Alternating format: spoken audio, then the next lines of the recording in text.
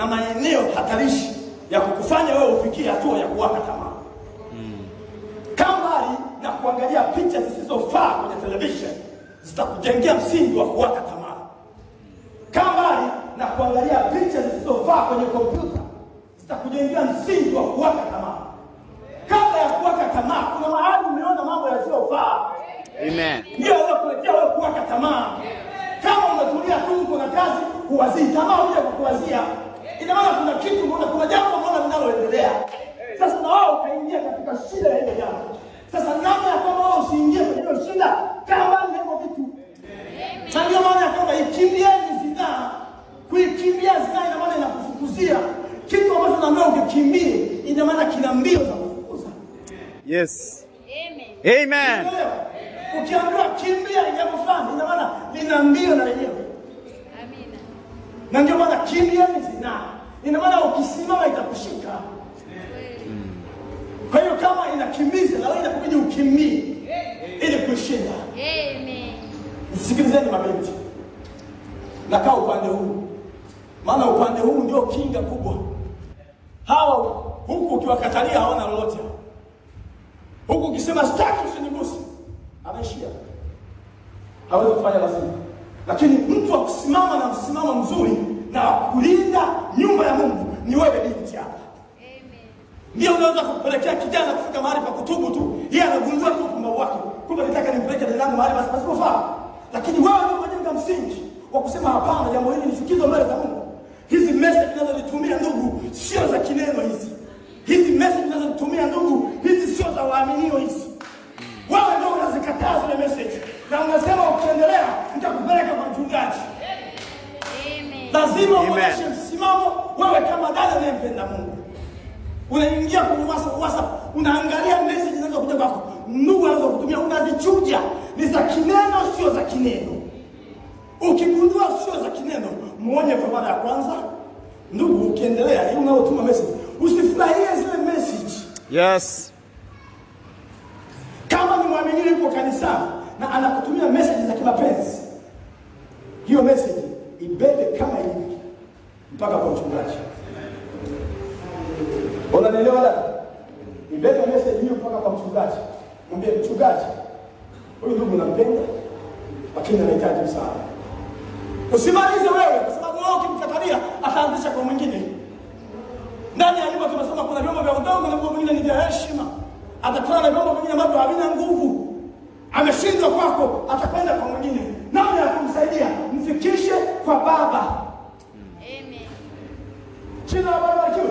Mfikishe kwa mchungaji, mchungaji atajua namna ya kumsaidia asienende katika njia hiyo. Tunahitaji kutembea katika nguvu za Mungu, lakini nguvu za Mungu zina maisha fulani zinataka. Mnaelewa wapendwa? Amen. Jina la Bwana libarikiwe. Binti kama binti, usijirahisi kwenye maisha yako. Ni kujishusha samani. Kwanza hiyo. Katika hali ya kawaida tu, ukijirahisi unajishusha samani. Uwe unamcha Mungu ama humchi Mungu, lakini nakujengea msingi kwamba ukijirahisi kwa mwanaume unajishusha samani. Inahitaji umuoneshe mwanaume kwamba wewe ni binti uliokubalika na Mungu na ni binti ambaye unampenda Mungu na hauna wasiwasi na juu ya kuolewa. Unanielewa? Yaani huna wasiwasi na juu ya kuolewa. Sio kwamba pengine naweza nisiolewe. Hapana, una hakika kabisa kwamba Mungu ninayemtumikia lazima atanipa mume mimi. Kwa hiyo sihitaji kufanya papara. Jina la Bwana libarikiwe. Sihitaji kufanya papara, mtamgoja kwa kuomba, mtamgoja kwa kusoma neno. Jina la Bwana libarikiwe. Amen. Mungu asaidie sana. Amen. Nagusa vijana. Hata mabinti. Hiyo huwa inakuwa mara nyingi kwenye ushawishi. Makundi leo kwa nani? Wengi wanatembea kwenye tabia moja ambayo ni chafu sana. Wanakuwa na tabia ya kujichua. Wewe kama mwamini unapaswa kufanya. Unaelewa? Biblia yangu inaniambia mtafakarini Mungu vitandani. Mtafakarini Bwana vitandani mwenu. Usitafakari dada fulani, usitafakari binti fulani, kitandani mwako mtafakari Bwana. Ili usiingie kwenye. Amen. Ukianza kumtafakari binti, utaingia kwenye kujichua. Utamtafakari binti, utaanzia kwenye magauni, baadaye utavuka nchi ndani ya magauni. Sio mtafakari. Mtafakari Bwana ili uingie katika hali ya kuabudu. Unapomtafakari mtu, uingia katika hali ya kutaka huyo mtu. Amen. Mnaelewa? Bwana mvute Mungu kwamba mimi Biblia inasema hivi, mtafakarini Bwana ndani mwenu. Inafahamu kwamba Mungu alifahamu kwamba ukimtafakari yeye, hayo mawazo machafu hayatapata nafasi. Amen. Amen. Hayatapata nafasi. Na wewe ni msaada kabisa. Wewe ni msaada kanisa. Nataje kuona mabinti kama nyinyi mmesimama mpaka shetani mwenyewe anawaogopa. Unasimama na neno la Mungu mpaka shetani anakuogopa.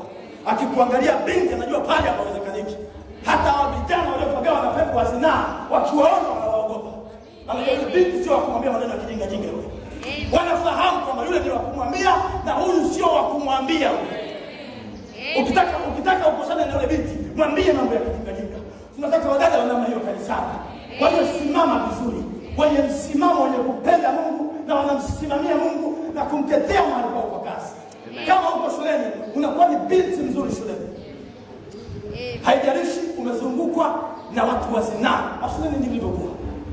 90% kama vyuo wanasema ni watu wazima. Kwa hiyo kila kitu looks. Mwalimu atakiwa kuta kuja pombe pale wala haulizi swali. Naye anafikia kwenye kile kitu anaanza kunywa pombe. Kwa sababu ni chuo kwamba nyinyi watu wazima. Ndio maana shuleni chuo unaweza kwenda ni mjamzito. Haina shida. Wala hakufukuzi chuo. Mtu mzima kama unajua unafanya. Hata pale unahitaji kujitunza wewe mwenyewe.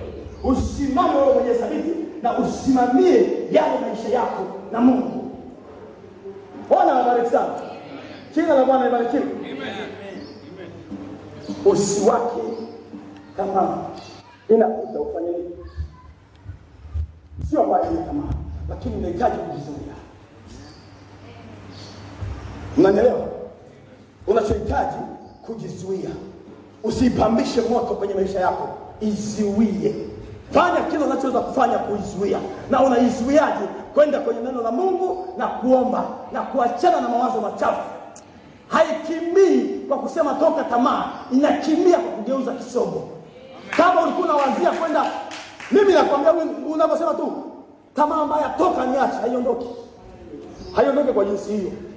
Nabii anasema kama ulikuwa unaenda magharibi, geuza uso anza kuelekea mashariki. Hiyo ndio ticket ya kukuacha hiyo kitu. Kama ulikuwa unawaza mambo fulani, acha kuwaza hayo, wazia mambo mazuri ya Mungu. Kama ulikuwa unawaza mambo machafu, acha kuwaza machafu, anza kumwazia Mungu. Ile tamaa inafanya nini? Inaondoka. Jina la Bwana libarikiwe.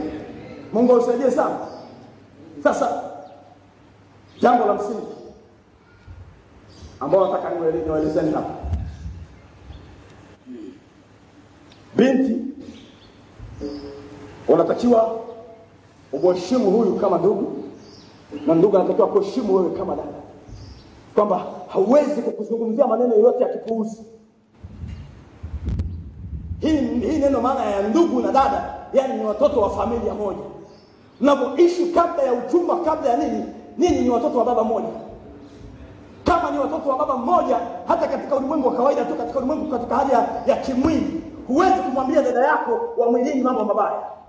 Sasa na wewe kama ndugu, huwezi kumzungumzia dada yako mambo mabaya. Kwa sababu unafahamu huyu ni dada katika Bwana. Na ni wa thamani sana kuliko dada yako wa kimwili. Maana huyu amenunuliwa kwa damu ya thamani. Amenunuliwa kwa nguvu ya kiungu. Amenunuliwa kwa thamani kubwa na kwa gharama kubwa. Unahitaji umheshimu. Jina la Bwana libarikiwe. Jina la Bwana libarikiwe. Mkao utakao kuwezesha kutembea vizuri na Mungu. Jitenge. Yale mambo anakimbizia shetani sasa hivi utayakuta mbele. Wala usiwe na haraka naye. Wewe ngoje tu Bwana. Atakupa mume mzuri na wakufaa, lakini uwe mtulivu na mwaminifu mbele za Mungu. Mheshimu Mungu, kijana mheshimu Mungu, ishi mwaminifu kwa Mungu, ishi mwaminifu shuleni, mahali pako pa kazi, ishi mwaminifu, usiwe na haraka. Amegusia mchungaji pale, kuliko kuwaka tamaa, ya afadhali kila mmoja awe. Huo ndio ufumbuzi unaitwa Biblia. Kama umeona kwamba huwezi kujizuia, basi na uoe. Bwana awabariki sana. Nisikilizeni. Nabii anazungumza hivi katika ujumbe huu.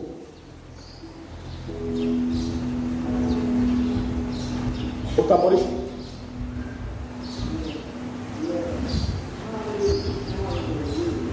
Ulishatangaza shuleni wewe ni Mkristo. Ndugu, ulishatangaza wewe pale unafanya kazi ni Mkristo. Kijana, ulishatangaza kama kwa unapoishi wewe ni Mkristo. Sasa ufanye nini? Sikiliza hivi. Nabii anazungumza hivi.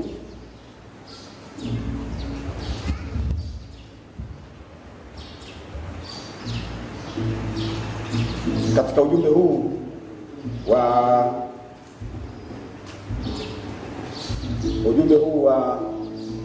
utambulisho.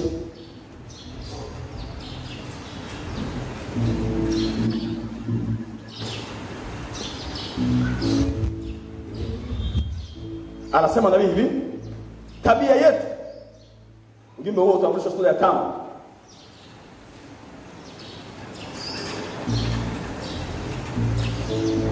Kwanza na aya 28. Anasema tabia yetu huumba sura ya kile tulicho. Jina la Bwana barikiwe. Tabia yetu ya uhai ulio ndani yetu.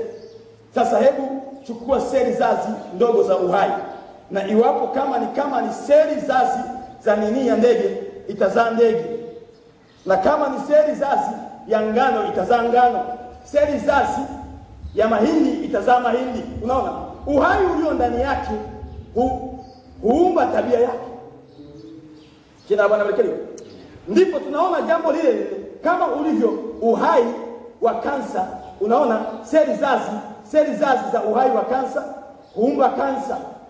Ni uhai mwovu, uhai wa viumbe ungeumba uvimbe na kadhalika. Unaona? Sisi tabia zetu zinaumbika kutokana na kile kilicho ndani yetu.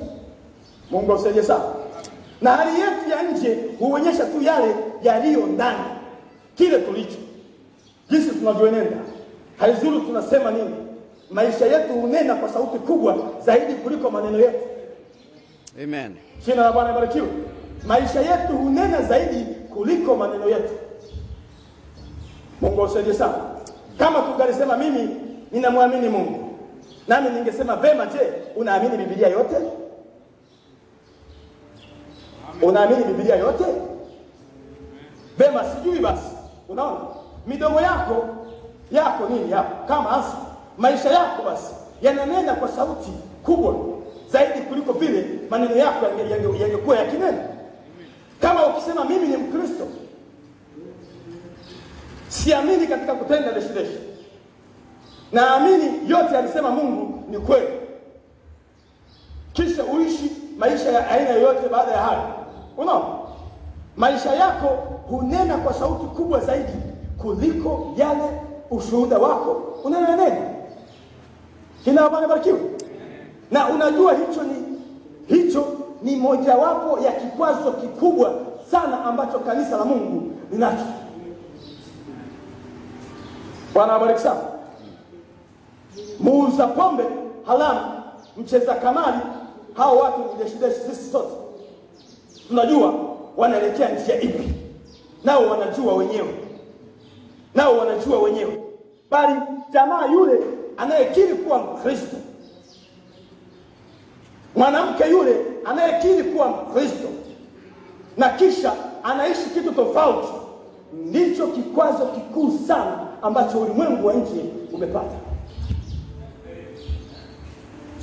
Mnanielewa dada zangu na ndugu zangu? Ni yule aliyetangaza kwamba mimi ni Mkristo, halafu anaishi tofauti na vile alivyotangaza. Hiyo inakuwa ni kwazo kubwa kwa ulimwengu, hata kuamini kwamba kuna Ukristo duniani, hata kuamini kwamba kuna wokovu wa kweli duniani. Kwa sababu wanaona wale wanaosema kwamba ni walokole, maisha wanayoishi sio ya kilokole. Amen. Hata wanasema hakuna kuokoka duniani. Sasa tunataka tuoneshe ulimwengu huu ya kwamba kuna wokovu duniani. Amen. Na kuwaonesha ulimwengu huu kwamba kuna wokovu duniani ni mimi na wewe. Wewe binti, ukisimama vizuri utaokoa ulimwengu. Jina la Bwana barikiwe. Ukisimama vizuri shuleni utaokoa vijana wengi. Ukisimama kijana vizuri shuleni, utaokoa vijana wengi. Wanahitaji maisha yako, wanahitaji msimamo wako, na watachekesha Ukristo wako. Watauchekesha Ukristo wako dada, ili waangalie ni Kristo ama sio Kristo. Wakigundua ni Kristo, unawavuta karibu na Mungu. Jina la Bwana libarikiwe. Fungua katika kitabu cha Yohana. Kitabu cha Yohana, waraka wa Yohana.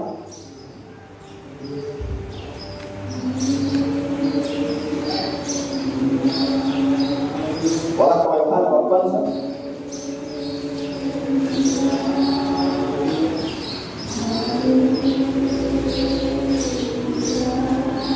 Waraka wa Yohana wa kwanza.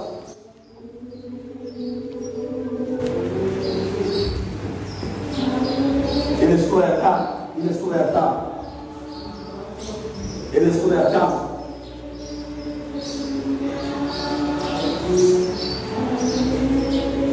Sura ya 5 kwenye ile aya ya 18. Aya ya 18. Tasoma katika jina la Bwana Yesu Kristo. Neno la Mungu linasema, twajua ya kuwa kila mtu aliyezaliwa na Mungu hatendi dhambi, bali aliyezaliwa na Mungu hujilinda, wala yule mwovu hagusi. Amen. Unanisikia tena? Ufanye nini? Hujilinda, wala yule mwovu hagusi. Kwa hiyo shetani akijua unajilinda, hata yeye hakugusi. Mtu aliyezaliwa na Mungu hatendi dhambi. Twajua ya kuwa mtu aliyezaliwa na Mungu hatendi dhambi, bali yeye aliyezaliwa na Mungu hujilinda, wala yule mwovu hamgusi. Unasikia binti? Sasa ni maisha ambayo unahitaji kujitoa kwa Mungu wewe wote. Usijitoe nusu. Ujitoe wewe wote kwa Mungu. Na ukijitoa wewe wote kwa Mungu, unampa Mungu nafasi yeye kukusaidia. Maana wewe kama wewe huwezi, unahitaji mtu mwingine wa kukusaidia kwenye maisha. Na ukijua kwamba unahitaji msaada, lazima umwendee mtu wa kukusaidia. Kama unafahamu ya kwamba njia hii huwezi kupita peke yako, utahakikisha unamkamata mtu mwingine unayefahamu ya kwamba ni mwenyeji kwenye njia hii na ana uwezo wa kukufikisha salama. Na mwenyeji kwenye njia hii ni Bwana Yesu Kristo peke yake, anayeweza kukufikisha wewe salama katika mapito yako yote. Jina la Bwana libarikiwe. Sikiliza katika kitabu hiki cha Wakorintho wa kwanza.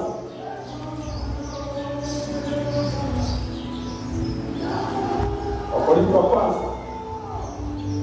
Sikilizeni vijana. Wakorintho wa kwanza, ile sura ya 4. Ile sura ya 4.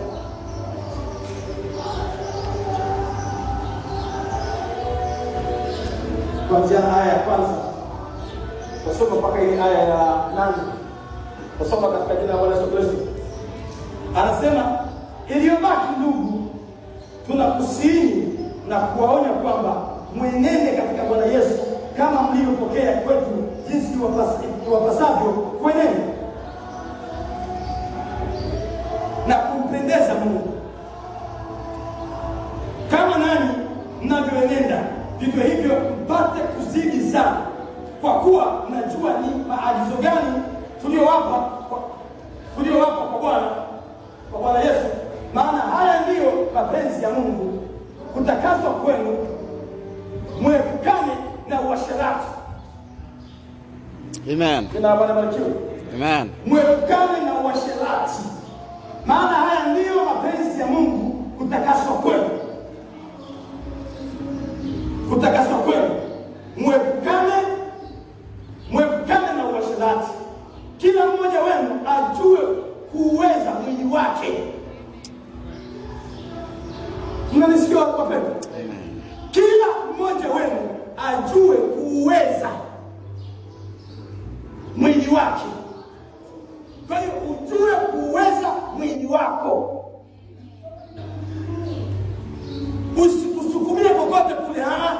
unaukatalia kwamba huku hatuendi. Yes. Kila mara kitu. Usifuatishe unapotaka uende. Wewe mwenyewe ujue mwili wako. Kwanza unatakiwa ujijue ulivyo. Wala maisha. Kabla ya kujua kujiweza, kwanza unatakiwa ujijue wewe ukoje. Ukijijua madhaifu yako, basi ujue namna ya kujiweza. Mungu asaidie sana. Sio kafikiri leo umeketi tu, umeketi mahali pale kama hii hali itaondoka tu yenyewe. Biblia ikizungumza, Biblia ni neno la Mungu. Inapokuambia ujue jinsi ya kuweza mwili, inafahamu ya kwamba hayo mazingira yako kwenye mamlaka yako. Ni wewe mwenyewe unaweza kuruhusu mwili kuingia kwenye shida ama kukataza mwili usiingie kwenye shida. Unaelewa? Kuzuia mwili usiingie shida na kukosea Mungu. Anasema kila mmoja wenu ajue kuweza mwili wake katika utakatifu na heshima. Kuweza mwili wake katika utakatifu na heshima. Unafahamu wewe ni chombo cha Mungu. Kwa hiyo kuna mazingira unafahamu haya hayampendezi Mungu. Kwa hiyo wewe mwenyewe unayadhibiti. Bwana wabariki sana.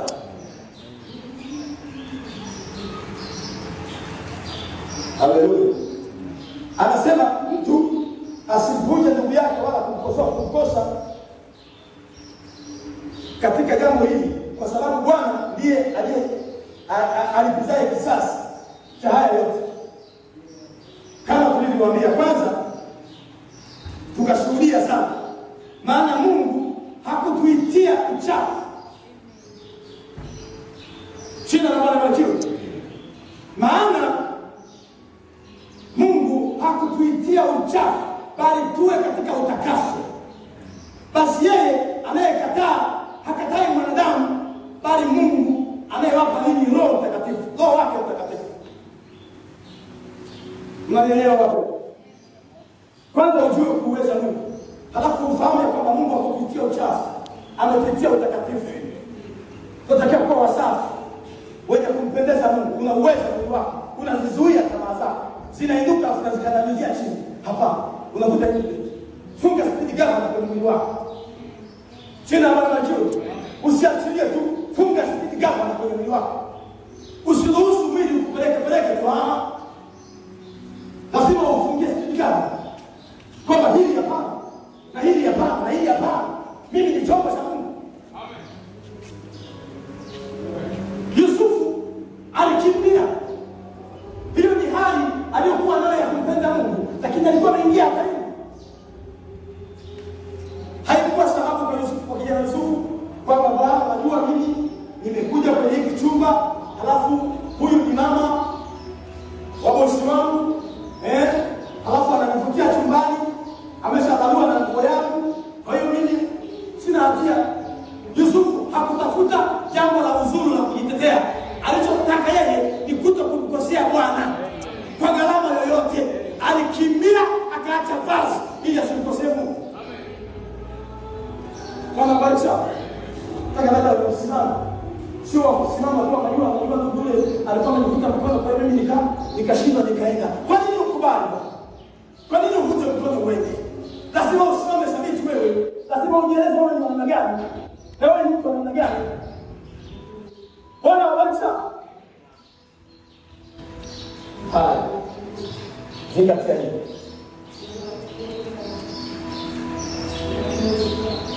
Zingatia hili.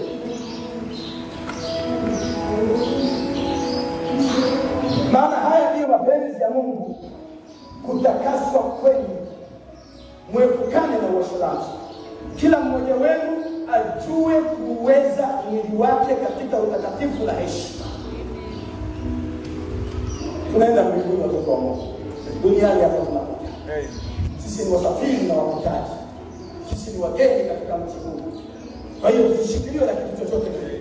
Tusiwepo na kitu cha kutushikilia kutuvutia chini. Sisi ni wageni tu hapa. Jina la Bwana libarikiwe. Mwisho wa siku tutaangukia ng'ambo nyingine ya fadhila. Kwa hiyo tunahitaji tuishi maisha hapa yenye kumpendeza Mungu. Jua jinsi ya kuweza mwili wako dada, jua jinsi ya kuweza mwili wako kijana. Biblia inakwambia hivi. Halafu inakwambia msikimbie tamaa za ujana. Hayo ndio maarifa Biblia inakwambia. Jina la Bwana libarikiwe. Katika kitabu cha Efeso. Katika kitabu cha Efeso. Waefeso sura ya 6.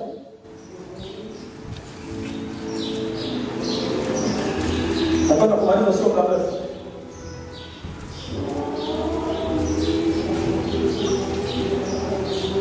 Waefeso sura ya 6 dakika 10 kama natumia. Anasema hivi.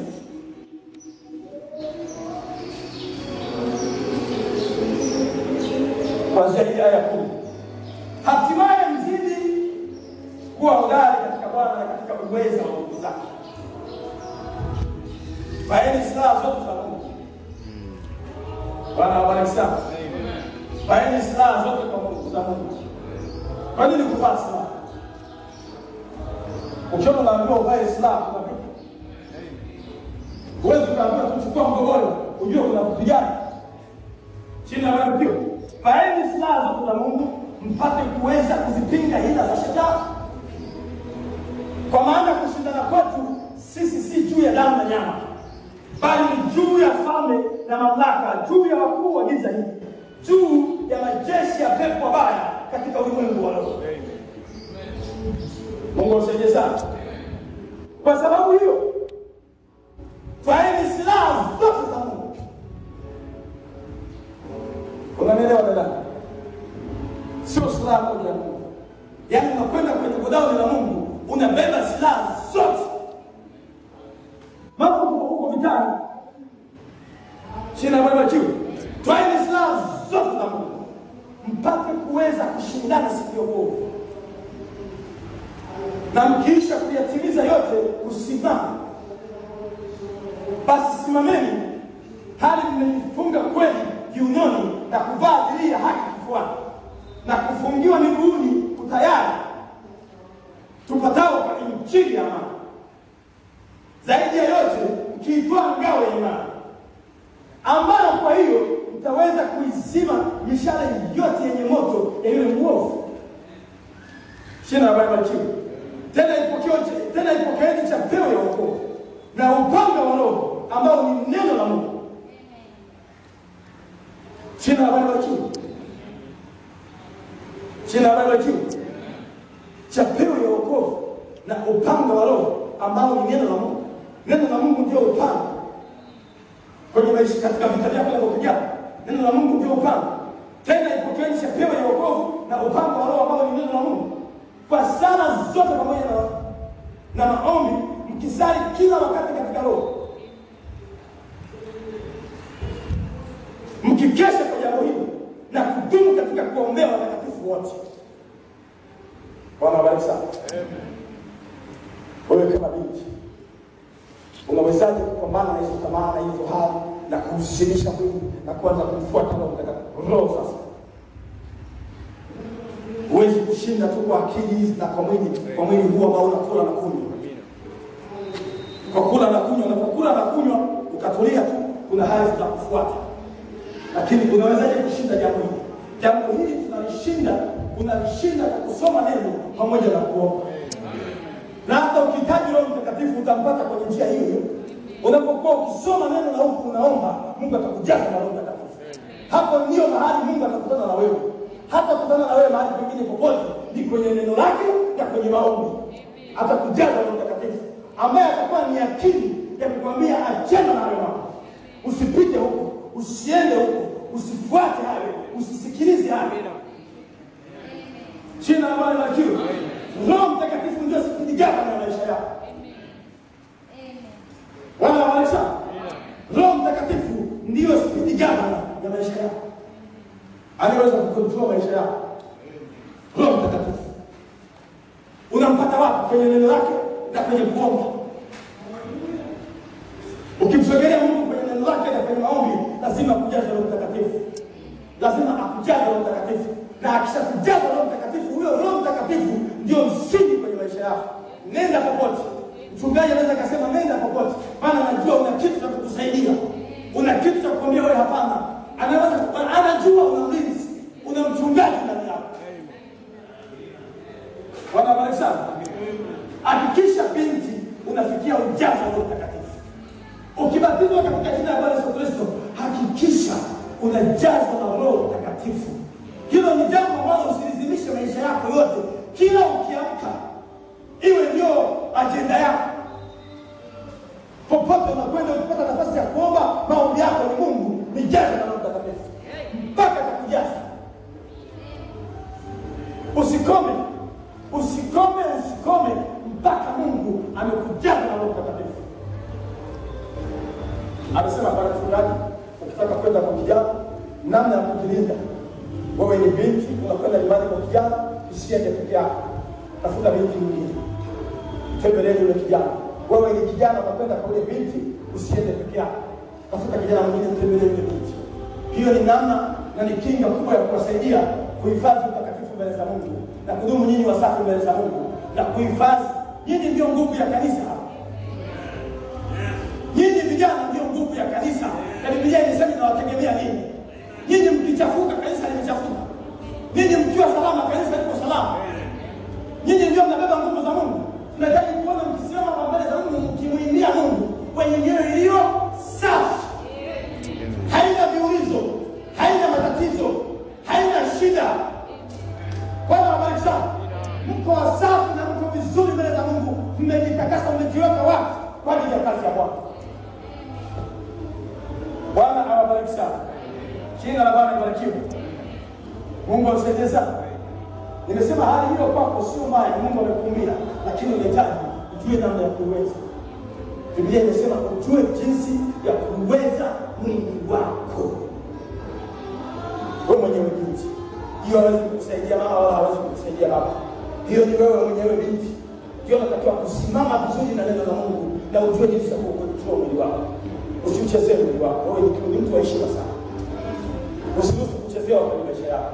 Usiruhusu kuguswa kwenye maisha yako. Huo mwili wako sio wa kushikwa ovyo. Unanielewa binti? Mwili wako sio wa kushikwa ovyo. Jina la Bwana libarikiwe. Usifikie hatua ile mpaka watu wameandika mabinti kwa mitaani, mpaka wanaitwa kina mama huruma. Unajua ni nini chanzo? Alijaribia maisha yake mwenyewe.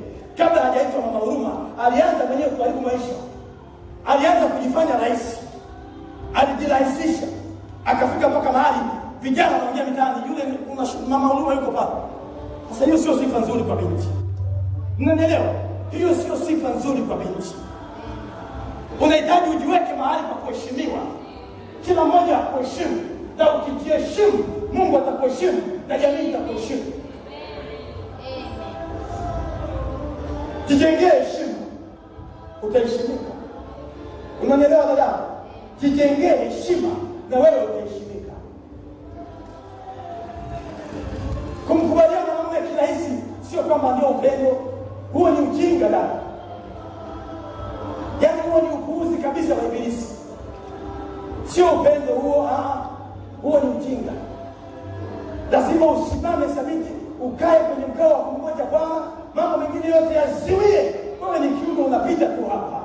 Amen. Wewe ni mpitaji. Bwana abariki sana. Jina la Bwana libarikiwe.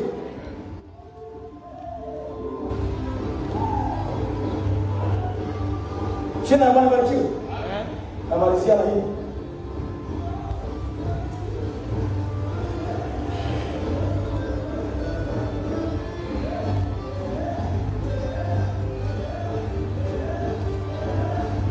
Jina la Bwana libarikiwe. Amen.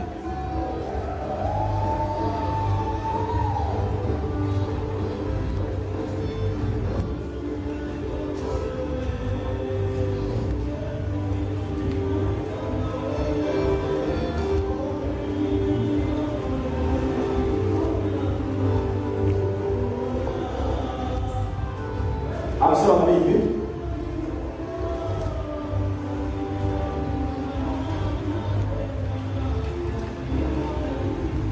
Ameanza kwenye sura ya 36 ukurasa wa 291. Hii ni msingi na kujengea, na hata ukitoka hapa ukienda nyumbani ukiwa mahali popote, simamia jambo hili. Nabii anasema hivi: hivyo ndivyo alivyosema Mimi sikusema jambo hilo. Mimi ninamnukuu yeye tu. Ujumbe wa Nyakati 7 aya ya 36. Mimi sikusema jambo hilo. Mimi ninamnukuu yeye tu. Bali najua anachohitaji Mungu. Mungu anahitaji ubatizo wa Roho Mtakatifu, la sivyo umepotea. Unaelewa wapendwa? Hii nimekuwa uone umuhimu kwa tilia mkazo kwenye maisha yako. Mungu anahitaji juu ya maisha yako ubatizo wa Roho Mtakatifu, la sivyo umepotea. Jina la Bwana libarikiwe. Nabii anasema kuna nini? Aya ya 2:66. Kuna nini maskani? Mtu anapaswa kuweza kusema unapokutana na mtu, ni maisha yako ya Kristo lini yalikuwa mazuri zaidi ya yote kwako? Unapaswa kuweza kusema sasa hivi. Jina la Bwana libarikiwe. Sasa hivi. Yaani mtu akikuuliza ndugu, hali yako ya kiroho ni lini ilikuwa nzuri? Unatakiwa ujibie sasa hivi. Yaani leo ndio niko vizuri kuliko wakati wote. Jina la Bwana libarikiwe. Vema. Tukio langu lililo zuri kuliko yote lilikuwa kule nyuma nilipopata ubatizo wa Roho Mtakatifu. Mara ya kwanza nilipokuja. Sema tu leo ndugu, umeanguka kutoka kwenye neema. Yaani kama unaishi kwa tukio lililotukia mwaka juzi, ndio unakumbuka ulikuwa na hali nzuri na Mungu, umeanguka. Unahitaji utafute Mungu, rudi pale ulipokuwa vizuri. Pale ulipokuwa vizuri mwanzo, urudi pale. Utembee pale pale. Hatuishi kwa ushuhuda wa juzi, tunaishi kwa ushuhuda wa leo. Leo hii ukoje na Bwana? Jina la Bwana libarikiwe. Sema tu roho ndugu, umeanguka kutoka kwenye neema. Hiyo ni kweli. Angalia, umeacha upendo wako wa kwanza, ikionyesha kwamba walikuwa na kitu fulani hapo mwanzo nao wamekiacha. Jina la Bwana libarikiwe. Si yeye aanzaye, bali yeye avumiliaye hata mwisho. Mungu asaidie sana. Huyu ataokolewa. Si watu wasemao Bwana Bwana, bali ni wale watendao mapenzi ya Baba yao. Kwa hebu tuache hilo lizame kwa dakika chache. Jina la Bwana libarikiwe. Mungu asaidie sana. Sikiliza ndugu yangu. Hii ndio dawa unayokupa ya kushinda ujana.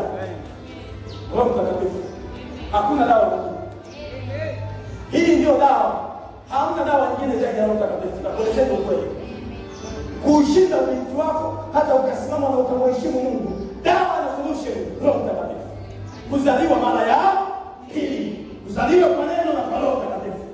Huo ndio ushindi wa kumshinda ibilisi na kumshinda ujana wako. Sikiliza.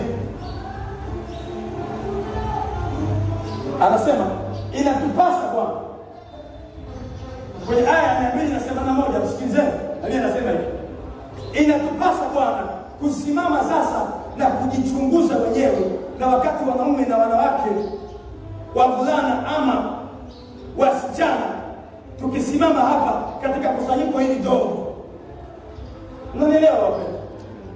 Inatupasa Bwana kusimama sasa na kujichunguza wenyewe, na wakati wanaume na wanawake, wavulana ama wasichana, tukisimama hapa katika kusanyiko hili dogo usiku wa leo, wenye akili timamu na wenye busara, na wafikirie kwa makini sasa hivi, na iwapo hawajajazwa na mara hawajazaliwa mara ya pili, na wakusudie moyoni mwao sasa hivi, mimi, sikiliza nabii anasema, mimi sitakula wala kunywa mpaka utakaponijaza na maana uliowajaza nayo katika siku ya Pentecost.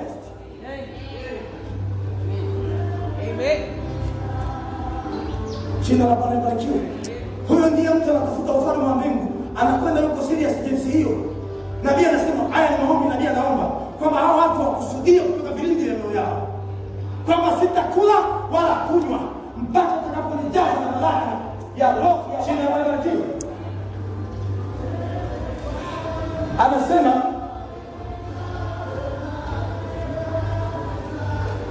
Anasema shikilia jambo hili dada. Narudia.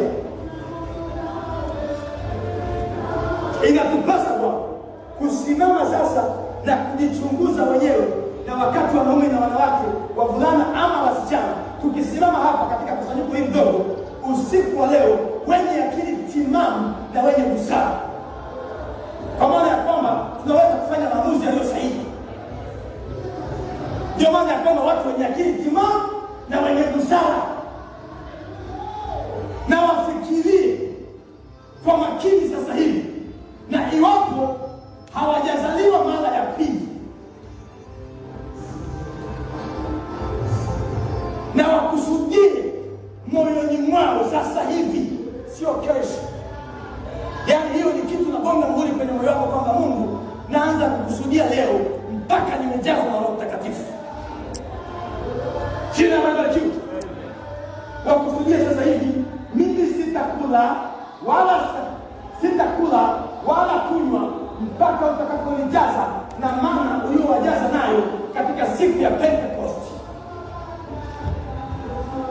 Mpaka ulimwengu unakuwa umekufa na kila kitu kiwe cha pili ila wewe Bwana wangu, na upendo wa kitu kingine chochote utatoweka, bali ondoa upendo wote wa ulimwengu kutoka kwangu na nijaze tangu leo niwe wako kabisa. Nijalie Bwana. Hayo ndio maombi yako dada. Hayo ndio maombi yako kijana. Unatakiwa kusimama hivyo mbele za Mungu na kudumu hivyo mbele za Mungu. Bwana abariki sana. Yakinia kwenye maisha yako, utunze mwili wako na ujue jinsi ya kuweza, huku ukimtafuta Mungu akujaze na Roho Mtakatifu. Hatuendi kwa dini ya baba wala dini ya mama. Hii wokovu ni wa mtu binafsi. Swala la wokovu ni la mtu binafsi. Huingii kwa tiketi ya baba wala kwa tiketi ya mama. Simama mwenyewe kwa miguu yako mwenyewe. Bwana awabariki sana. Nimemaliza ujumbe wangu.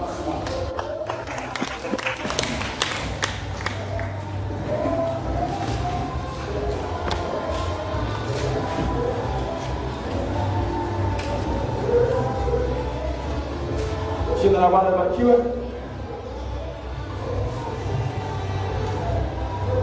Simama vizuri na Mungu. Mpe Mungu nafasi ya kwanza. Mpe Mungu kwenye masomo yako nafasi ya kwanza. Atakufanya ufaulu. Ukimfanya Mungu wa kwanza, atakufanya kuwa wa kwanza darasani. Ukimfanya Mungu wa kwanza, atakufanya kuwa wa kwanza kazini. Ukimfanya Mungu wa kwanza, atakufanya kuwa wa kwanza kwenye biashara yako. Ukimfanya Mungu wa kwanza, atakupa kipaumbele kupata kazi nafasi ya kwanza. Daraja mnalompa Mungu ndio atakalokupa. Ukimfanya yeye wa kwanza, na yeye anakufanya wa kwanza. Esau alimfanya Mungu wa kwanza, wa pili, na Mungu akamfanya wa pili. Yakobo alisema Mungu kwanza, na Mungu akamwambia wewe wa kwanza. Ni nafasi wewe umpa Mungu ndio anayokupa wewe. Mpe Mungu nafasi ya kwanza, atakupa wa kwanza. Mpeleke Mungu wa kwanza. Ukimpeleka wa kwanza, ukimfanya Mungu namba moja, lazima akufanye na wewe namba moja. Huna kazi, atakupa kazi nzuri. Amen. Lakini kwanza mfanye Mungu namba moja. Amen. Hata kama unasoma chuo ili uperform vizuri, mpe Mungu namba moja. Atafanya ubongo wako kuwa genius. Mnanielewa? Kama unafanya biashara, mpe Mungu namba moja. Mungu wewe wa kwanza, kwanza Mungu. Mpe Mungu kipaumbele. Ni mwanafunzi uko shuleni, shule za misingi, mpe Mungu kipaumbele. Mungu atakufaulisha vizuri mtihani. Utafaulu kwa kiwango cha kushangaza.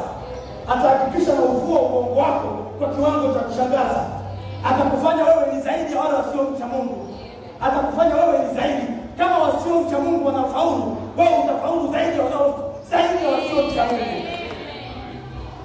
Hawezi kukufananisha na dunia Mungu. Atakupa kipaumbele. Atakufanya wa kwanza. Fanye Mungu wa kwanza, na yeye atakufanya wa kwanza. Tafuteni kwanza ufalme wa mbinguni na haki yake yote, hayo mengine yote Mungu atawazidishia. Amen. Tafuteni kwanza ufalme wa Mungu, nataka nafasi ya kwanza. Hayo mambo mengine yote Mungu anajua unahitaji. Anajua unahitaji kwenda chuo. Anajua unahitaji kazi nzuri. Anajua unahitaji upate kazi yenye mshahara mkubwa. Yeye anajua hivyo. Lakini kwanza Mungu. Mheshimu Mungu kijana. Ukiwa shuleni mheshimu Mungu, na Mungu atakuheshimu. Mungu atakupenda. Mungu atakuheshimu, atakupenda. Na akikuheshimu wewe, umeheshimiwa kuliko mtu yote duniani. Ukiheshimiwa na Mungu, hata kikweta cha kuheshimu na kupoteza wakati. Ni bora Mungu akuheshimu kuliko kikweta kuheshimu. Tafuta nafasi ya kuheshimiwa na Mungu, sio na kiongozi yote. Hata Obama akikuheshimu hamna faida. Faida kubwa ni Mungu akuheshimu, anayeshikilia uhai wako. Hata akasema msiogope wao mwili, kisha hawezi kufanya chochote nafsi. Muogopeni yule mwenye uwezo wa kuua mwili, kisha ana uwezo wa kuchukua nafsi na kuitupa jehanamu. Amen. Huyo ndio mtu akumpa nafasi ya kwanza kwenye maisha yako. Anayeshikilia uhai wako. Amen. Anayehesabu siku zako. Anayejua utaishi miaka mingapi bila uso wa nchi. Baba hajui wala mtu yote hajui. Anayejua ni Mungu pekee yake. Bwana awabariki sana. Usijieni mwenyewe vijana. Na wapenda mabinti katika Bwana. Nataka kuwaona mkisonga mbele. Na wapenda vijana katika Bwana. Nataka kuwaona mkisonga mbele. Mkikaa vizuri na Bwana. Mkimshuhudia Mungu shuleni. Mshuhudieni Mungu namna ya kushinda kabisa kabisa. Mshuhudie Mungu. Fungua kinywa chako kushuhudia neno. Wewe ni mwanafunzi, shuhudia neno shuleni. Mwambie hata binti ambaye ni uko naye pamoja, mwambie kuna kitu kilicho kizuri zaidi ya hicho hili. Kama yeye anavaa masuruali shuleni, mwambie dada, hiyo anasa ipo kilicho bora kuliko hiyo. Twende nikupeleke. Kama huna uwezo wa kumwambia, mwambie twende nikupeleke. Kuna mahali fulani kuna chemichemi ya maji mazuri dada. Utapata baraka na laana na raha sana kuliko hizi laana. Jina la Bwana libarikiwe. Twende nikupeleke. Mvute afike mahali hapa kama una uwezo wa kushuhudia. Kama una uwezo wa kushuhudia, shuhudia neno la Mungu kwa majirani zako. Shuhudia kwa marafiki zako. Shuhudia kwa kila unayemjua. Mungu atakubariki sana. Na atakukuza, atakuinua, atakupa uwezo na ukitaka kukua katika neno vizuri, uwe mshuhudiaji. Uwe mshuhudiaji dada. Hata kama ni bibi, hata kama unajua mawili, shuhudia mawili unayojua. Hayo mengine achana nayo. Wewe shuhudia mawili tu.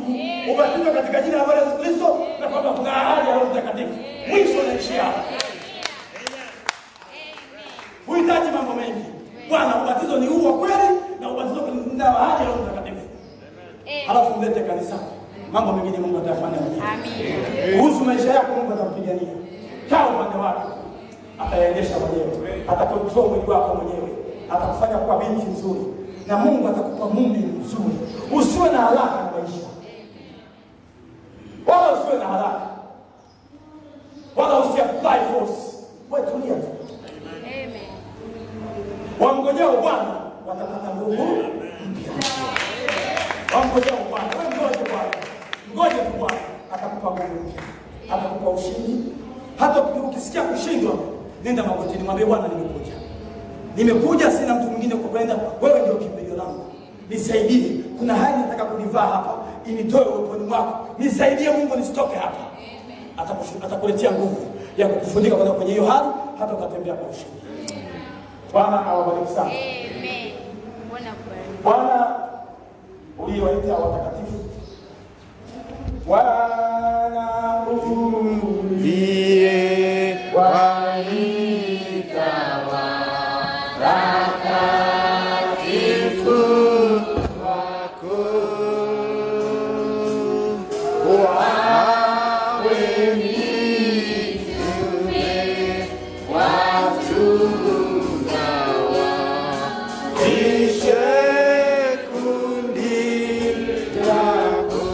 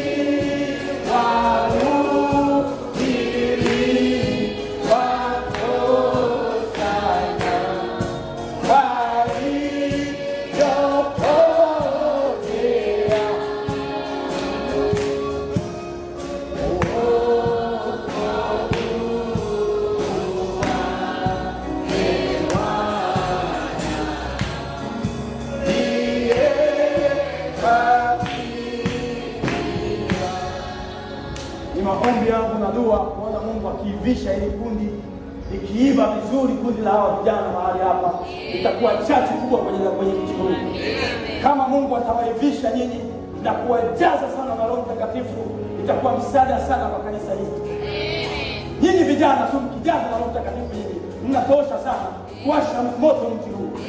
Cha msingi Mungu amimine mafuta yake ndani yenu. Bwana awabariki sana. Tuombe mbele. Bwana